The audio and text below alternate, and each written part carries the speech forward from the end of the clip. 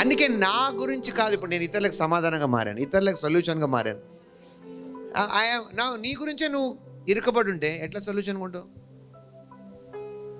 నేను ఇప్పుడు కదిపితే ఎంత అయినా సరే, కొంచెం కదిపితే మళ్ళీ స్టార్ట్ చేస్తారు, ఇది ఉంది అది ఉంది ఇది ఉంది.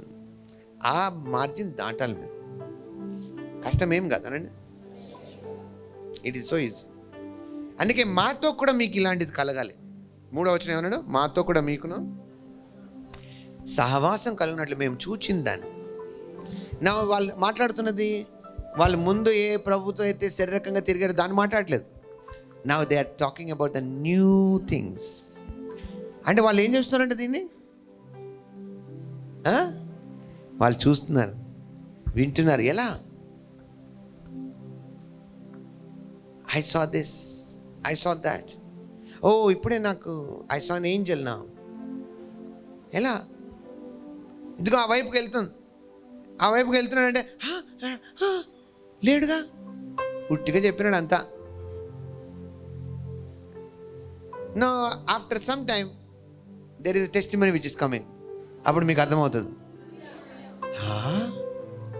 But in the realm of the spirit it is really happen. How could you see that? Bible మీద గాలి తన ఇష్టమైన చోటు వెళ్తుంది, నువ్వు దాని శబ్దం విందువే కానీ దాన్ని చూడవు. అలాగే ఆత్మ సంబంధమైన వాడు కూడా ఉంటాడు. I means you are knowing things. అందుకే 1 కొరింథీ పత్రిక 2వ అధ్యాయంలో అంటాడు, ఆత్మ సంబంధి అయిన వాడు అన్నిటినీ వివేచిస్తాడు, కానీ ఎవరి చేత వివేచింపబడాడు. Look at the life you have, mysterious life you can say. నువ్వు చాలా అద్భుతంగా ఉండొచ్చు,